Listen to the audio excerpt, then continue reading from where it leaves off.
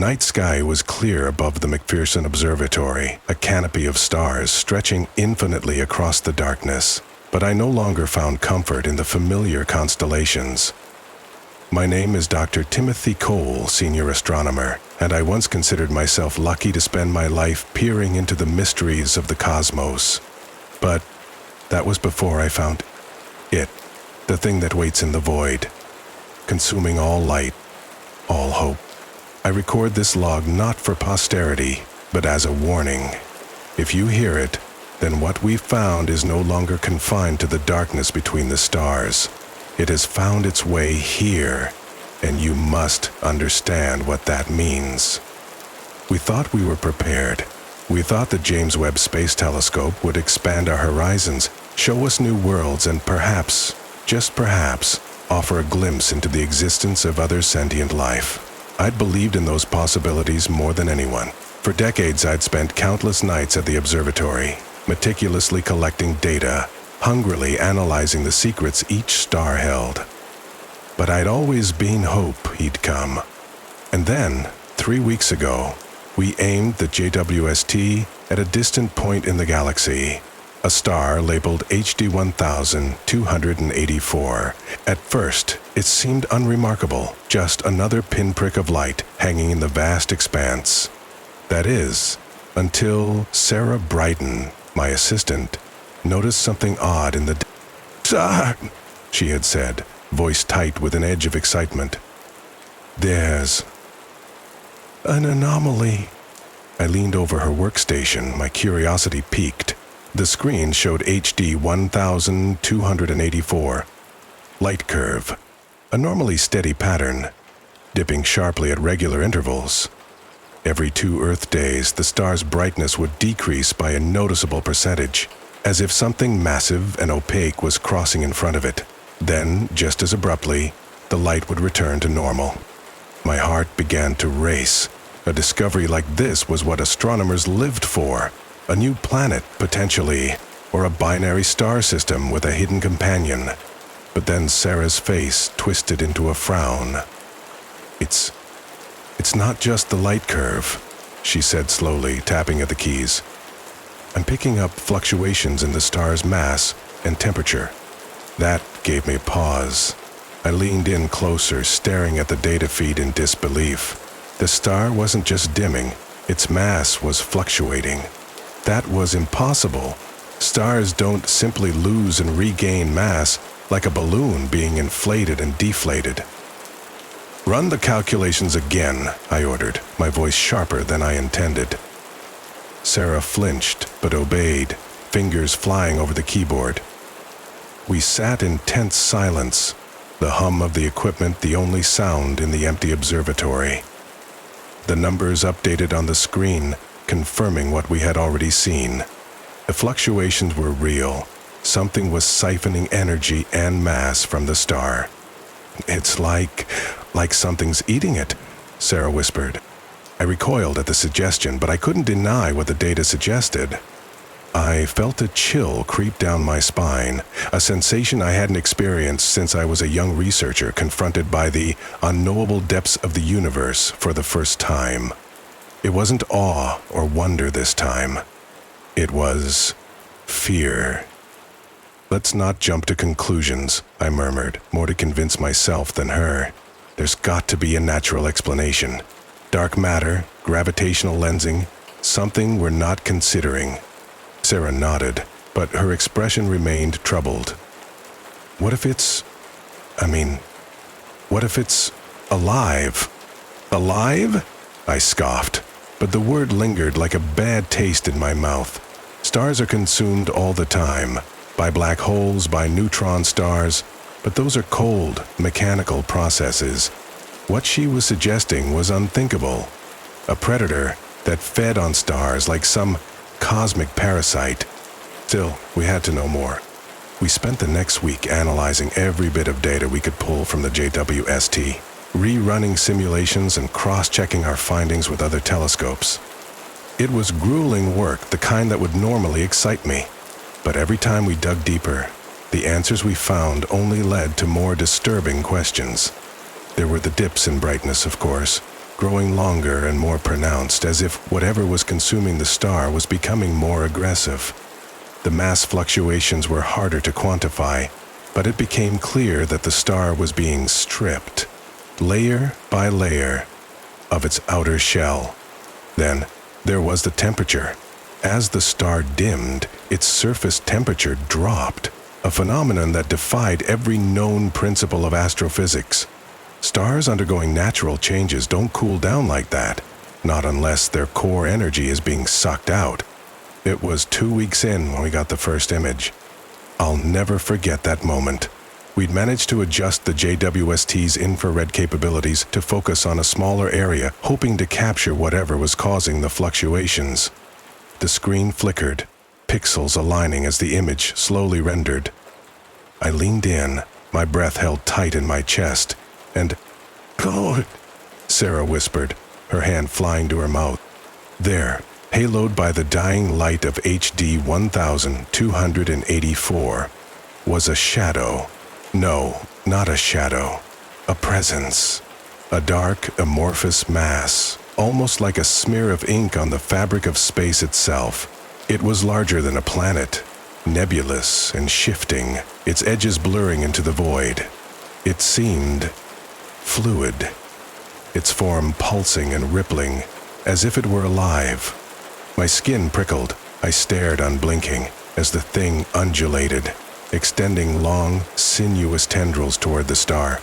They wrapped around the blazing sphere, and the star flickered, its light swallowed by the darkness. It was as if the star itself were being smothered by an entity too vast and incomprehensible to grasp. "Jesus," I said, my voice barely audible. What the hell is that? Should we report this?" Sarah asked, eyes wide. I couldn't answer. I felt paralyzed, staring at the thing devouring a star millions of times larger than Earth. To send this to NASA, to let the world know what we'd found, would change everything. I could already imagine the headlines. "Predator star discovered. Unknown entity consuming stellar mass." But the implications... I couldn't help but feel that merely by observing it, by training our gaze on it, we were inviting its attention. "I need more data," I said finally, my voice hoarse. "If we report this now, they'll dismiss it as a glitch. We need to confirm. We need... What if it notices us?" Sarah interrupted, voice trembling. "Don't be ridiculous," I snapped. But the words rang hollow, because deep down, in the part of me that had always been most attuned to the cosmos, I felt a presence staring back through the lens. Something aware and malevolent. I turned off the monitor. "It's just a star," I muttered. "We're jumping at shadows." But even then I knew it was a lie. I knew I would be back tomorrow, staring at that same screen, watching that same terrible thing feeding. Because something in the back of my mind whispered that we were no longer the observers. We were the observed. A knock on my office door startled me from my thoughts. The sudden intrusion felt like a physical shock after so many hours of solitary focus. I turned, bleary-eyed, to see Sarah standing in the doorway, her face pale and tight with worry. "Timothy," she whispered, glancing nervously over her shoulder. "They're waiting for you in the conference room. Dr. Ramirez just arrived." I felt a jolt of adrenaline. I hadn't expected Elena to get involved so soon. Dr. Elena Ramirez, the director of the JWST project, was a formidable presence. Brilliant, ambitious, and known for her no-nonsense approach. If she was here, it meant this was no longer a research curiosity. It was an emergency. "Right," I muttered, brushing my unkempt hair back and fumbling for my glasses. "Let's go." The walk to the conference room felt like traversing a dark, lonely chasm. The usual hum of activity in the observatory was gone, replaced by an uneasy silence. I could feel the tension simmering in the air, the weight of too many sleepless nights bearing down on everyone. Something had shifted since our discovery of the feeder. It wasn't just the data. or the unsettling images. It was the feeling that we were peering into something that should have remained hidden. The room was small, with the blinds drawn tight, a single table surrounded by grim-faced scientists. Elena stood at the head, her arms crossed. Beside her, Dr. Michael Yates, the observatory's chief physicist, and my oldest friend, leaned back in his chair, staring thoughtfully at the blank screen in front of him. Opposite him was Dr. Ravi Singh, a cosmologist whose brilliance was matched only by his volatility. "Timopleth," Elena said, without preamble, fixing me with a sharp gaze as I took a seat. "Explain." I hesitated, glancing around the room. They were all waiting, their expressions a mix of curiosity and thinly veiled anxiety. I could feel Sarah's presence at my side. We were standing on the precipice of something monumental, and I wasn't sure if I could put it into words. "We've been monitoring HD 1284, I began, my voice steady despite the knot in my chest. The fluctuations we detected in its brightness were unlike anything we've seen before. We initially thought it could be a planetary transit or some form of stellar instability, but it's not." I clicked a button on my laptop, and the monitor behind me flared to life, displaying the first image we'd captured of the entity. A murmur rippled through the room. This is what's causing the anomaly," I said quietly, gesturing to the dark, sinuous shape coiled around the star. "We believe it's some kind of entity, siphoning mass and energy from HD 1284. It's feeding on the star." Dr. Singh let out a low whistle. "Feeding? You make it sound like it's alive." "I don't know if alive is the right word," I admitted, "but it's certainly behaving in a way that suggests purpose. We've ruled out gravitational lensing, dark matter, and any known astrophysical phenomena. Whatever this is, it doesn't follow natural laws." Elena narrowed her eyes. "What's its size?" "Roughly the mass of Jupiter, though it's hard to be precise. It doesn't have a consistent shape. It shifts like a fluid." I paused, swallowing hard. "And it's getting bigger." How?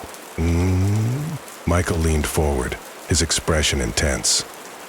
"Where is it drawing mass from?" "The star's outer layers," Sarah said, speaking up for the first time. Her voice trembled slightly. "It's like a parasitic organism, latching on and draining it. And it's not just light it's consuming. The gravitational field around the star is warping in response, almost as if the entity is absorbing space-time itself." A heavy silence settled over the room. Ravi's gaze flickered between me and Sarah, his mouth set in a grim line. "Are you suggesting it's a form of dark energy?" he asked. "I'm suggesting," I said slowly, choosing my words carefully, "that we're dealing with something completely outside our understanding of physics. It doesn't behave like a physical object, yet it exerts physical influence.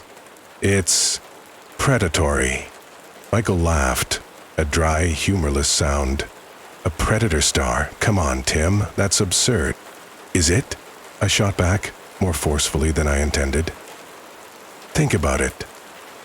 We've always assumed life to be bound by biological principles. But what if that's just a limitation of our perception? What if there are forms of life out there that don't fit our definitions? Forms that can thrive in the vacuum of space, that consume on a cosmic scale." "Enough," Elena interrupted sharply. "We're not here to speculate. I want concrete data, Timothy. What is this thing? What are its capabilities? And most importantly, is it a threat?" I hesitated. Was it a threat? My instincts screamed yes, but I had no evidence to back up that fear. The feeder hadn't shown any aggression. It was just feeding. But there was something deeply unsettling in the way it moved, the way it reacted to the telescope's gaze. "There's more," I said softly.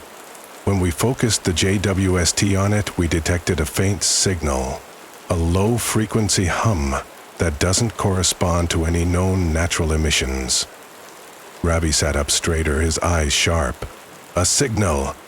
You didn't mention this before. I wasn't sure what to make of it, I admitted.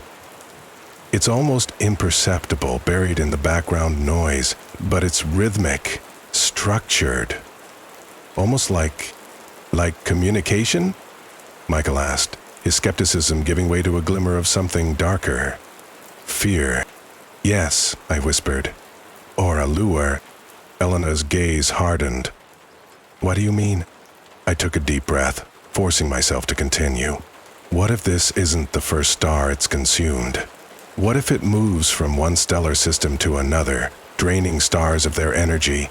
And what if the signal we picked up is a beacon?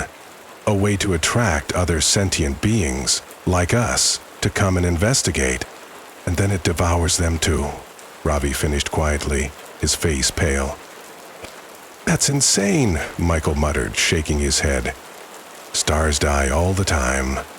Supernovae, black holes. Not like this, I interrupted. Not this deliberately. I don't think it's just consuming the star.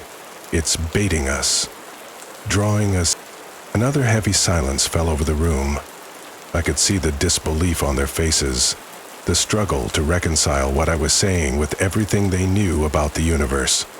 But there was something else, too.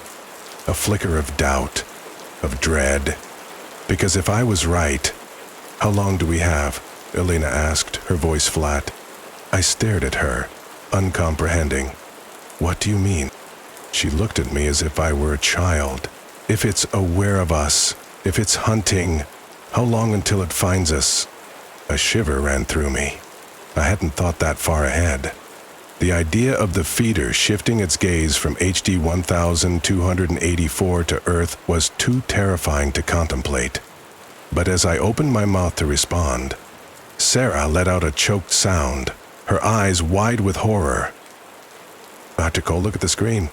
We turned as one. The image on the monitor had changed. The feeder, that dark, indefinite mass, was still coiled around the star, but it was no longer passive. It had shifted, its tendrils extended, reaching out as if it were searching. And then, slowly, deliberately, it twisted. The star's light flared and dimmed again, a rhythmic pulse that sent a chill down my spine. It was looking back at us. He knows, I whispered. The room exploded into chaos. My descent into obsession began that night. The chaos of the meeting quickly subsided, but the fear never left. We went our separate ways, each struggling to grasp what we had witnessed. Dr. Ramirez immediately ordered a lockdown on all research involving HD 1284, restricting access to the telescope and data files. No one was to discuss it, document it, or, God forbid, leak it to the public. But I couldn't stay away.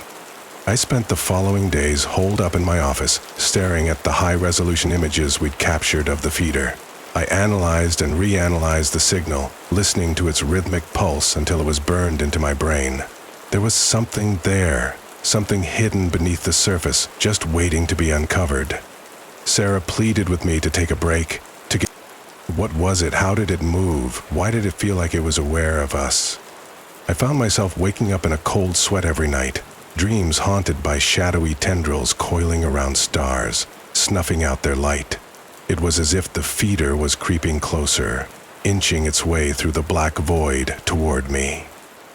Each time I woke, gasping and shivering, I would rush back to the observatory, needing to confirm that it was still out there, still confined to the distant reaches of space. Still, and yet, every time I looked, I couldn't shake the feeling that it had moved. One night, I intercepted something new. I was reviewing the star's emission spectra, trying to pick out any anomalies, when I noticed a faint spike, a barely perceptible fluctuation in the background noise. I leaned closer. It was the same signal we'd picked up before, only different. There was a new rhythm to it, a secondary pulse that reverberated through the first. I ran it through the analyzer, isolating the frequencies, and stared in disbelief as a pattern emerged. It was mimicking our attempts to communicate. "Sarah!" I called out, my voice hoarse from days of disuse. I hadn't spoken to anyone in what felt like an eternity, lost in the world of data and static. But she was there. She was always there, lingering on the edges, watching me with those worried eyes. She appeared in the doorway, a ghostly figure in the dim light. Her face was thinner, drawn, as if she hadn't been sleeping either. I wondered if she, too, was feeling it. The pull of the feeder, the irresistible urge to look deeper. "What is it?" she asked quietly. "Listen," I whispered, turning the speakers up. The signal played softly, a low, haunting hum that seemed to vibrate through the air. It was hypnotic, almost melodic in its complexity, and I felt a strange comfort wash over me as I listened. It was the first time, in weeks, that I didn't feel afraid. "Is that new?" she asked, stepping closer. I nodded, not trusting myself to speak. "It's responding to us," I finally managed. "Every time we've sent a signal, every time we've tried to analyze it, it's been listening. And now," I pointed to the screen where the twin pulses throbbed in perfect synchronization, "it's mimicking our frequency. It's trying to communicate." Sarah stiffened beside me. "Or it's learning." The words sent a shiver through me. Learning, mimicking, adapting. What if it wasn't just responding out of curiosity? What if it was studying us, figuring out what made us tick, the way a predator studies the movements of its prey? "What do we do?" she whispered. I turned to her, seeing the fear etched in her face, and felt a surge of protectiveness. She was too young for this, too innocent. She didn't deserve to be drawn into the same madness that had ensnared me. "We can't stop now," I said softly. "We're too close.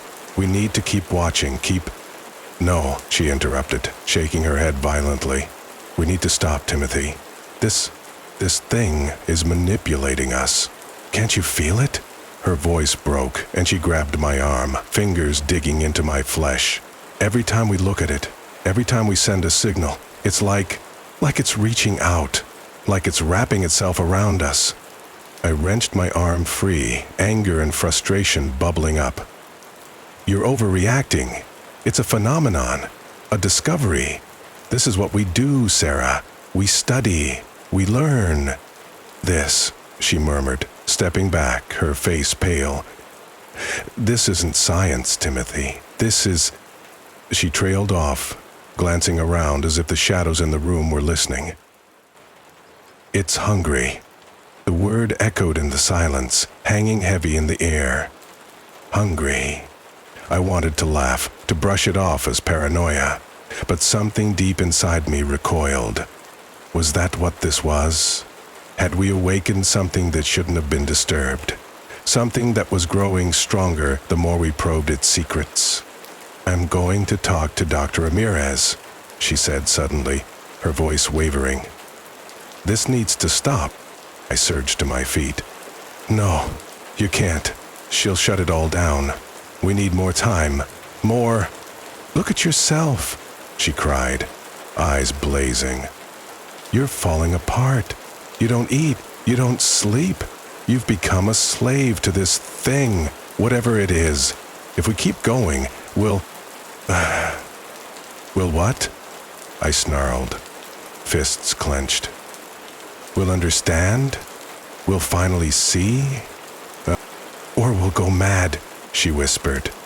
The words were soft, barely audible, but they cut through me like a knife. "Please, Timothy, let it go."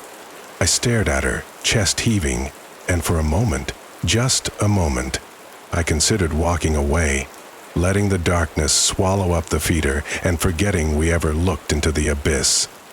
But then the signal pulsed again, throbbing through the room, and my resolve hardened. I couldn't stop. Not now. Not when I was so close.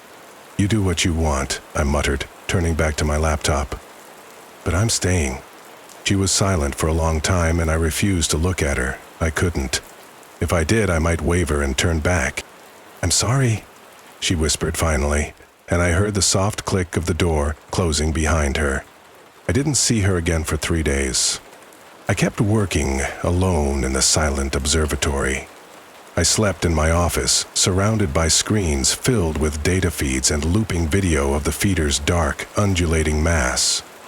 I ate when I remembered to, hardly tasting the cold sandwiches and stale coffee I scrounged from the break room. Time blurred, days and nights melding into a single endless vigil. And all the while the feeder watched. It wasn't just paranoia. I could feel it. Every time I adjusted the telescope, every time I narrowed the focus to get a clearer image, it would shift, its tendrils flaring outward, reaching toward the lens. It was subtle, almost imperceptible, but I knew what I was seeing. It was reacting to me. It was responding, and it was getting closer. The thought made my skin crawl, but I couldn't look away. I stayed glued to the screens, cataloging every flicker, every movement, every tiny variation in the signal's pattern. It was speaking to me. I was sure of it. There was a message buried in the hum, a meaning just beyond my grasp. I was close, so close. Then, on the third night, it happened. I was running the latest batch of images through the analyzer when the signal suddenly spiked, a sharp burst of energy that sent my equipment whirring in alarm. I scrambled to adjust the settings and watched as the feeder's dark mass seemed to expand, swallowing the star completely. The room vibrated with a low, thrumming hum, the sound reverberating through my skull. I gasped, clutching the edge of the desk, my vision blurring as the signal intensified. It was everywhere, filling the room, the observatory, the entire world. And then, just as suddenly, it stopped. I blinked. The screens went dark, the equipment falling silent. I stared at the blank monitors, my mind racing. But what the hell just happened? The silence stretched on for what seemed like an eternity. Then, finally, I reached out, trembling fingers hovering over the keyboard. That's when a single word appeared on the main screen, typed out in stark, white letters. Hello. My blood turned to ice. I bolted upright in my chair, feeling as if the room was closing in around me, and swallowed hard. My eyes remained fixed on the single word glowing on the monitor. Hello. It was impossible. There was no way it could have sent that message. I must have been hallucinating, sleep-deprived and jittery after days without rest. But as I stared at the screen, my fingers hung over the keyboard, trembling. Hello? I whispered. I typed the word into the command line and hit enter, then waited. For a long, agonizing moment, nothing happened. The screen remained blank except for the word that shouldn't have been there. Then, slowly, letter by letter, a new message appeared beneath it. Why do you watch? A shiver ran down my spine. My hand jerked back from the keyboard as if it were a viper. I glanced around the empty room, half expecting to see something lurking in the shadows. But it was just me, the quiet hum of the computers, and the distant rumble of the observatory's ventilation system. It was trying to communicate. My pulse pounded in my ears. Every rational part of me screamed to shut it down, to sever the connection and destroy every piece of data we had gathered. This was beyond science. It was madness. Yet, somewhere deep inside, curiosity burned brighter than fear. Because I didn't just want to know what it was, I wanted to know why. What are you doing here? I typed hesitantly, the keys clacking loud in the silence. The response came faster this time, the letters appearing almost instantly. Feeding. The words sent a chill through me, but I forced myself to continue. Feeding on stars? Amen? To live, to grow. The simplicity of its answer unsettled me. There was no malice, no grand cosmic agenda, just the cold, indifferent instinct of a voracious predator. But something about the way it responded, it was almost conversational, as if it wanted me to understand, as if it craved interaction. "Are you alive?" I asked, my hands sweating. The reply was immediate. "Not as you understand it." My mind reeled. I leaned forward, incredulous. What was I dealing with? A creature? An intelligence? Something that existed outside the boundaries of life as we knew it? I swallowed hard, glancing at the data feeds on the other screens. "Why did you reach out to us?" This time, the pause stretched on for several seconds. When it answered, the response was chillingly simple. "I am hungry." I stared at the screen. Hungry. I had already known that it was feeding on the star. But what if that wasn't the whole story? What if the star was just a means to an end, a lure, a way to attract attention? "What do you want?" I typed slowly. The response made my blood run cold. To be seen. My mind raced, piecing together the implications. To be seen. It wasn't just feeding on the star. It was broadcasting. It wanted to be observed. And I had fallen right into its trap. My obsession, my relentless need to understand, I had given it exactly what it wanted. I was its prey. I shoved back from the desk, gasping. I had to stop. I had to cut the connection, destroy every trace of this nightmare before it... The monitor flickered and a new message appeared, freezing me in place. "It is too late." I felt the blood drain from my face. Too late? What did it mean? Had I already triggered something, set some chain of events in motion that couldn't be undone? My thoughts were spiraling, panic clawing at my chest. I scrambled to shut down the systems, but the keyboard was unresponsive. The screens locked on that single damning phrase. Then, in one heart-stopping moment, all the monitors blinked off, plunging the room into darkness. I spun around. The entire observatory was silent. The computers were dead, the data feeds blank. I fumbled for the power switch, but it wouldn't turn on. The backup generators didn't kick in. Every system was down, as if the entire network had been consumed. No, I muttered, slamming my hand against the desk. This couldn't be happening. I had to get the data back. I had to. A low hum filled the room, vibrating through the walls. I froze. It was the signal. The same rhythmic pulse we'd picked up from the feeder. Only now, it wasn't coming through the telescope. It was coming from inside the observatory. The floor trembled beneath my feet, the sound growing louder, deeper. I stumbled toward the door, my legs shaking. I needed to get out, to warn the others, but as I reached the exit, the hum stopped. Silence fell. I stood there, waiting for something, anything, to happen. The seconds stretched on, each one more agonizing than the last. Then, slowly, the monitors flickered back to life, but they weren't showing data anymore. They were showing stars. My blood ran cold as I stared at the screens. A field of stars, glittering brightly against the backdrop of deep space.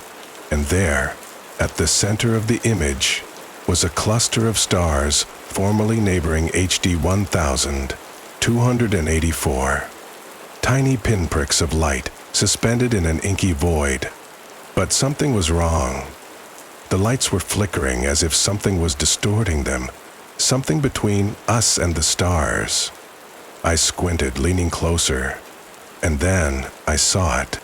A shadow, vast and serpentine, obstructing the faint glow of the distant suns. And it was moving. "Oh God!" I cried. It was impossible. It was just light years away. There was no way it could have traversed such a vast expanse so quickly.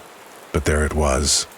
twisting and writhing, its form swelling and swelling until it blotted out the entire screen.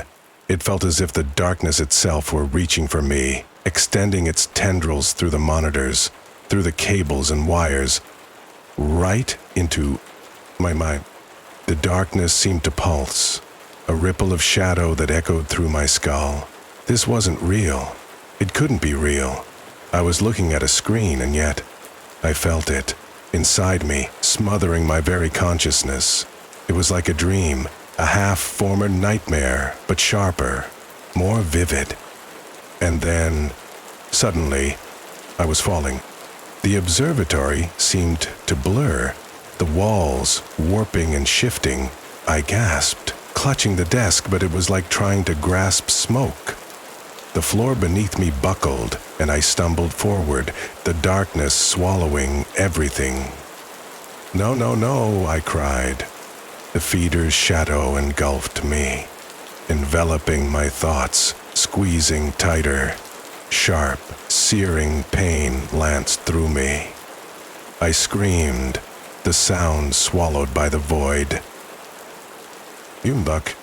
The words penetrated my skull, soft and mocking, no longer confined to a screen. The feeder wasn't here, not physically, not yet at least. It didn't need to be. It was in my head, projecting itself through the signal, hijacking my inner monologue. I was trapped, lost in the dark, a prisoner in my own mind. Now, the pain erupted, a white-hot flash that tore through my central nervous system.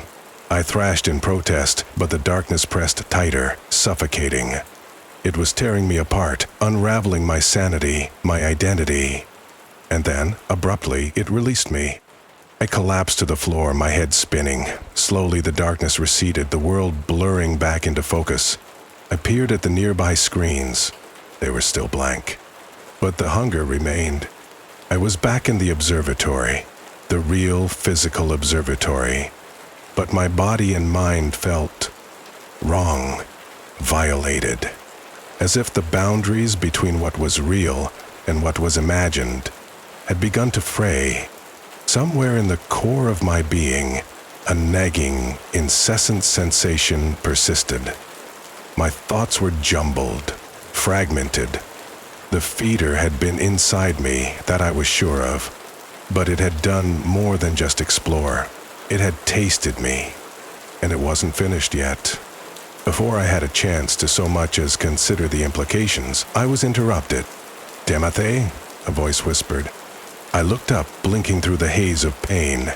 Sarah was standing in the doorway, her face ashen and haggard. Cautiously, she took a step forward, her eyes first darting to the screens, then to me, and back again. I saw her lips move, but the words were muffled, as if I were hearing them through a layer of thick glass. What happened?" she asked. My voice was hoarse, barely more than a rasp. I struggled to my feet, clutching the edge of the desk for support. It's inside the signal. It found a way to..." I broke off, shaking my head violently. None of it made sense. How could I explain what I just experienced? How could I make her understand that I wasn't going insane? That the entity wasn't just something out there in the depths of space? It was here, and it was feeding on us now, using the same signal I had obsessed over for days. "We have to shut it down," I said finally, my voice trembling. "All of it. The observatory, the servers, everything. It's using the equipment as a gateway. We're making it stronger." Sarah's face tightened, a flicker of anger sparking in her eyes. "You did this," she whispered, taking a step back. "You kept pushing, kept digging. I told you to stop, but you wouldn't listen. And now..." "I'm sorry," I choked out. "Please, Sarah, I didn't know." But even as I spoke, I realized that wasn't entirely true. I had known. On some level, I had wanted this. Wanted to make contact, to pierce the veil between observer and observed.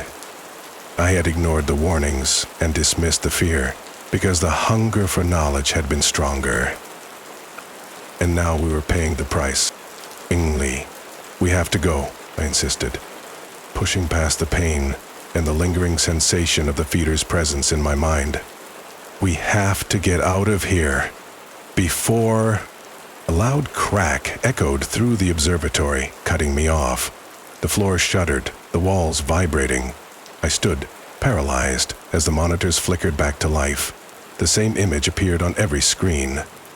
The former location of HD 1284 now engulfed by the vast coiling darkness of the feeder. But the entity's form was different now. Its shape was warping, rippling like a mirage. Tendrils of shadow stretched outward, twisting and curling in impossible patterns. It wasn't just reacting to the telescope's gaze anymore. It was mirroring something. Mirroring me. What the hell is it doing? Sarah cried, taking another step back. We don't know, I whispered, staring in horrified fascination as the entity continued to shift and writhe. It was mimicking my movements, echoing every twitch of my hands, every shift of my weight. And then, as I watched, it began to solidify, coalescing into a darker, denser shape. A humanoid shape. Oh God, I blurted out, stumbling backward.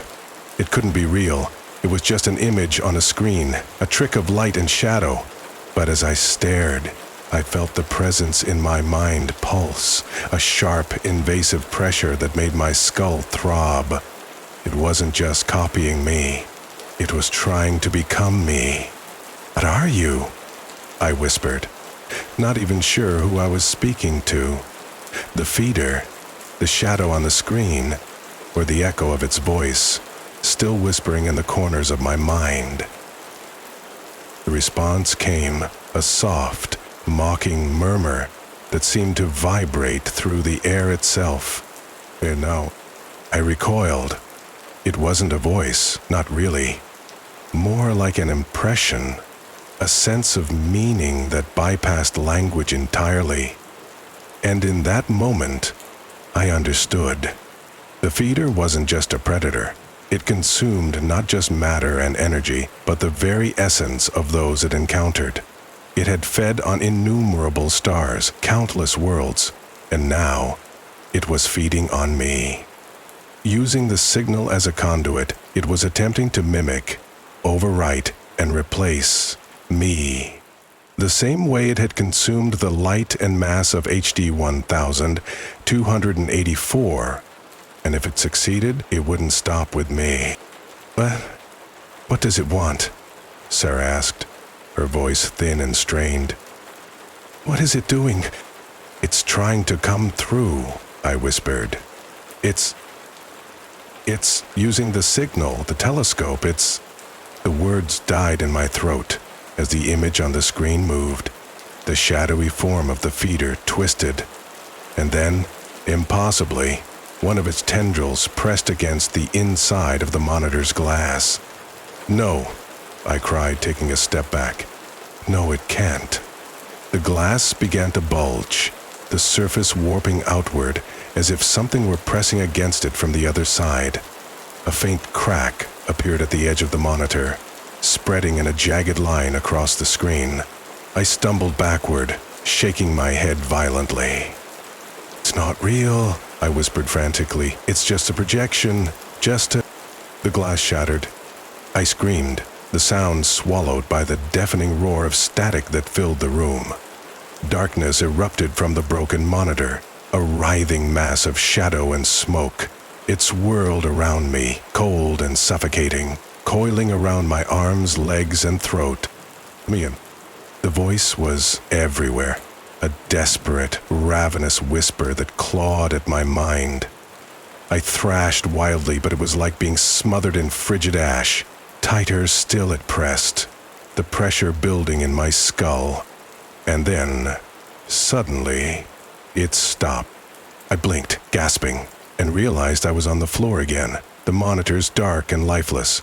The broken glass had vanished without a trace. The darkness was gone. Beside me, Sarah stared, wide-eyed, a look of pure horror on her face. "Timothy," she whispered, her voice shaking. "What? What just happened?"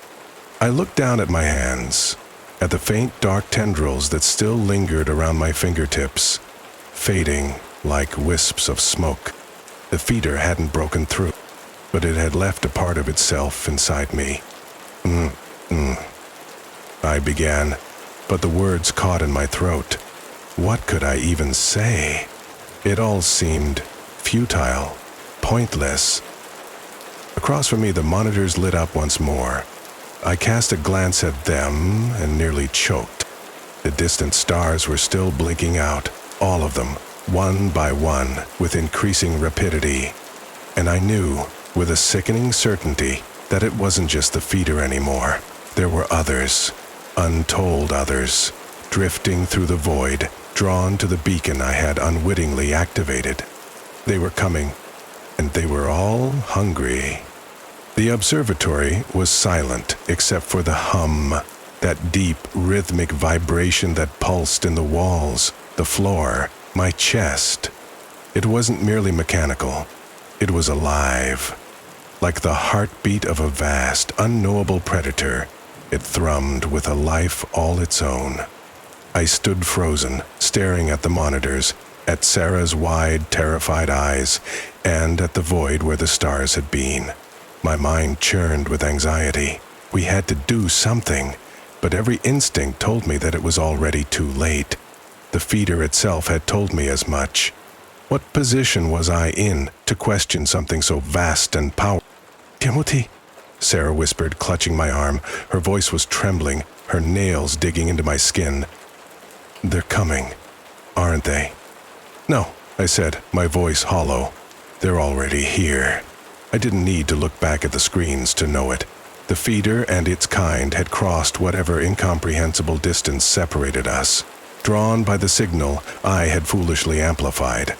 I had lured them, beckoned them with my obsession, and now we were being hunted. My thoughts spiraled. Every possible action felt useless. They weren't creatures that could be fought or reasoned with. They weren't even bound by the same rules of existence. They were a heartless, calculating force of nature, and yet some desperate part of me refused to give in. "We have to sever the signal," I said suddenly, turning toward the central console. My voice was sharp now, a forced steadiness cutting through the rising panic. "If we can break the connection, maybe—" "Maybe what?" Sarah snapped, her fear giving way to anger. "Maybe they'll leave? Maybe they'll just forget about us? You don't even know if that's possible." "I don't," I admitted, meeting her gaze. "But I have to try. You saw what they did to the star. If they make it here—" I swallowed hard. "It's not just us, Sarah. It's everyone. Everything." She hesitated, her anger fading as the weight of my words sank in. Then, reluctantly, she nodded. We worked quickly, moving through the observatory with an urgency that bordered on hysteria.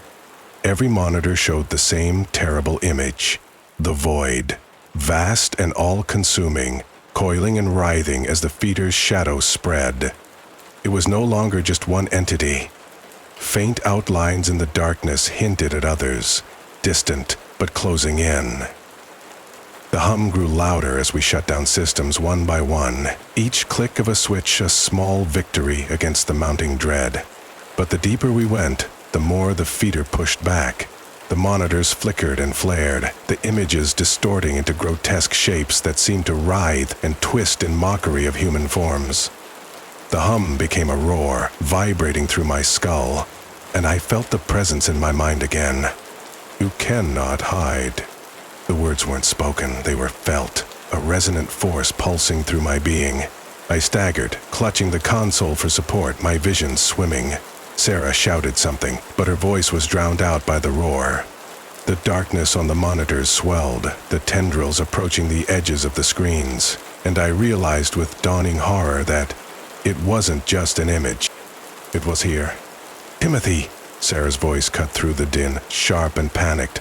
"We've lost control of the main system. The signal's still broadcasting. No, I gasped, stumbling toward the central terminal. My hands shook as I typed, but the commands were ignored. The console's lights flickered wildly, the hum growing deeper, louder. The feeder was in the system, entwined with the signal itself, and no matter how many systems we shut down, the connection remained. Timothy, we have to leave. Sarah grabbed my arm, trying to pull me away, but I shook her off. There's one more thing we can try, I said, my voice a desperate rasp. The antenna array. If we can destroy the transmitter... Destroy it? She interrupted, her eyes wide. You can't be serious. That's millions of dollars in... Sarah, listen to me, I shouted, rounding on her. It doesn't matter anymore. If we don't stop the signal, they'll keep coming. You've seen what they are, what they do. Do you think money means anything to them? She hesitated, her expression torn between fear and determination. Then finally, she nodded. The wind howled as we stepped out onto the observatory's rooftop, the cold biting through my jacket. Above us, the sky was black. Not the soft, star-dappled black of a normal night, but an impenetrable void. The stars were gone, eclipsed by the approaching shadows. I couldn't see them, but I could feel them. The antenna tower loomed ahead, its skeletal frame silhouetted against the darkness.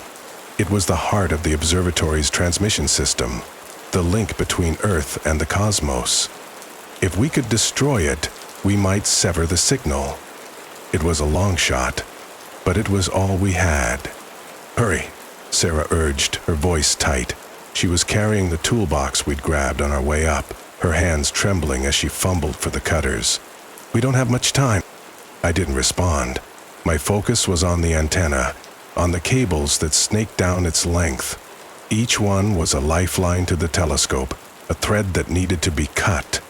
I reached for the first cable, but my hands were shaking so badly that I could barely grip it. Let me, Sarah said, stepping in. She worked quickly, cutting through the thick insulation with a precision that belied her fear. One by one, the cables fell away, the hume from the observatory fading with each severed connection. But it wasn't enough. As Sarah reached for the final cable, the roar returned louder than ever. The air around us seemed to vibrate, the darkness above swirling furiously. I staggered back, clutching my head as the feeder's presence surged through me. There is no escape. The voice was deafening, a cacophony of whispers and screams that filled my mind. My vision blurred, the world tilting as the feeder's shadow pressed nearer. Dark tendrils coiled toward us, reaching down from the void, and I realized with sickening clarity that it wasn't just here for the signal. It was here for me. Sarah, I shouted, forcing myself to stand. Cut it! Cut the last cable! She hesitated, looking at me with wide, terrified eyes. What about you? I just do it! I screamed. She nodded, tears streaming down her face, and swung the cutters. The final cable snapped with a sharp crack, and the hume stopped. The roar faded, the air stilling as the transmission was silenced. For a moment there was nothing but silence, and then the darkness exploded. Shadowy tendrils surged in my direction, enveloping me in an instant, cutting off my air and blinding me. I screamed, the pressure crushing me. I felt the feeder's presence inside me again, tearing through my thoughts and unraveling my identity. Piece by piece it consumed me, and I couldn't stop it. But I could feel something else too. The connection weakening, the feeder's grip faltering. The severed signal had disrupted its hold, breaking the link that had allowed it to reach us. I clung to that thought, to the faint hope that I might still escape. With a final, desperate scream, I tore myself free. The tendrils recoiled, the darkness retreating. I collapsed onto the rooftop, struggling to breathe, my body trembling. The sky above was still black, but the hume was gone, and the presence in my mind had faded. Timothy! Sarah's voice was distant. She knelt beside me, panic-stricken, her hands on my shoulders, and shook me. Are you okay? Say something. I think it worked," I whispered, my voice barely audible. "The signal's gone. We stopped it, but as I looked up at the sky, at the impenetrable void where the stars had been, I felt no relief. The feeder was still out there, and it wasn't alone. I could feel them, faint and distant, watching. We sat in the wreckage of the observatory, surrounded by the silence we had fought so hard to reclaim.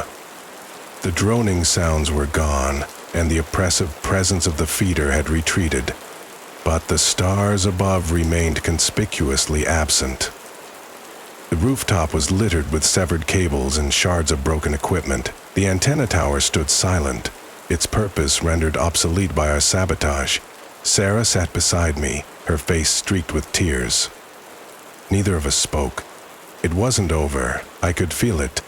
The feeder's shadow had left a mark, not just on the observatory but on me. My mind felt fractured, haunted by its intrusions. When I closed my eyes, I could still see the tendrils and feel the horrifying extent of its hunger. It hadn't fully consumed me, but it had taken something. Something invaluable I couldn't quite name, and which I might never get back. "Timothy," Sarah said softly, breaking the silence. Her voice was raw, hoarse from screaming. Do you think it's really gone?" I opened my mouth to answer, but no words came. I didn't know. The feeder wasn't like anything we had ever encountered. It wasn't bound by the same rules or logic. It didn't need the signal to reach us. The signal had been a convenience, a draw. Now that it knew we existed, what would stop it from returning? "I don't know," I admitted finally, my voice hollow. "But I don't think it matters." She turned to me, her brow furrowed. "What do you mean?" I gestured to the sky, to the emptiness where the stars should have been. "Look at it. It's not just the feeder. There are others out there. We saw them. They're coming." She followed my gaze, her face pale in the dim light. The endless expanse of space seemed sinister now, as if the absence of stars were a harbinger of something far worse. "How do you know?" she whispered. "I can feel them," I said, my voice trembling. "Ever since the feeder got inside me, it's like they left a door open, and now..." I broke off, struggling to find the words. "They're watching us, biding their time." Sarah shivered, wrapping her arms around herself. "Then what was the point?" she asked bitterly. "If they're still coming, if we're all just prey to them, then why did we even fight?" "Because we had to," I said, though the words felt hollow even as I spoke them. Because maybe we bought ourselves time. Maybe that's all we can do." She didn't respond, and for a long while we did nothing but sit in silence. I wanted to comfort her, to tell her that everything would be okay, but I couldn't bring myself to lie. Not after what we had witnessed. By morning, the authorities had arrived. The observatory was swarmed with technicians, scientists, and government agents, their faces grim as they surveyed the damage. I watched from the sidelines as they examined the severed cables, the destroyed equipment, the shattered monitors. Sarah stood beside me, her expression unreadable. "Do we tell them?" she asked quietly. "The truth?" I said, though the words felt like a lead weight in my mouth. "We tell them what we saw, what we did." She glanced at me, her eyes searching. "And you think they'll believe us?" I didn't answer. I didn't need to. We both knew the truth. They wouldn't believe us. Not really. They'd write it off as a technical malfunction, a breakdown in protocol. The idea of something like the feeder, something vast, predatory, and intelligent, was too terrifying to accept. They'd bury it, just like they'd buried every other unexplainable event in human history. But it wouldn't matter. Not in the end. I gave my report to a man in a dark suit with a face that betrayed nothing. He asked questions, taking notes in a black leather-bound book, his pen scratching softly against the paper. I told him everything: the discovery of the anomaly, the signals, the feeder's presence. I described the way it had invaded my mind, the way it had reached through the signal to make contact. I told him about the other shadows we had seen, the countless shapes moving in the void. When I finished, he closed the notebook and stared at me for a long moment. His expression was unreadable, his eyes cold. "And you're certain of this?" he asked finally. "Yes," I said, though my voice wavered. "I know how it sounds, but you have to believe me. They're coming. That will be all, Dr. Cole," he interrupted, his tone flat. "We'll take it from here." I wanted to argue, to plead, but I knew it wouldn't make a difference. They didn't want to understand what we were facing, and in the end, it didn't matter. The feeder and its kind would come, whether humanity was ready or not. Sarah and I left the observatory together, walking down the winding road that led into the valley below. The air was crisp and cold, the sky above still empty. I stared at the horizon, my mind heavy with thoughts of what lay beyond it. The stars were still gone. Would they ever return? Or had we already lost the night sky to the shadows that lurked beyond it? I realized it wouldn't be long before everyone else noticed. They had to. There would be global panic, questions and no answers, lies and cover-ups, official explanations. Then there would be unrest, violence and terror, and finally, perhaps, as reality reared its ugly head, cold and stark acceptance of humanity's true position in the universe. "Timothy," Sarah said softly, breaking the silence. "Do you think they'll come for us?" "Yes," I said, not looking at her. "Maybe not today, maybe not tomorrow, but they'll come." She didn't respond, and for a long time we walked in silence. The wind whispered through the trees, carrying with it a faint, distant hum that sent a shiver down my spine. I knew it wasn't real. It was a product of my mind, forever haunted by what I'd experienced. But that didn't make it any less terrifying. The feeder had left its mark, and I would carry it with me for the rest of my life. That night, I stood outside my home, doing my best to process everything that had transpired. Somewhere out there, in the vast, infinite expanse of our galaxy, a predator, ravenous beyond measure, lied in wait, indifferent to the desires of man. I did the only thing I could think of in that moment, staring at the empty, starless sky. I mourned the loss of everything I had held dear, and everyone I had ever loved, and I wept.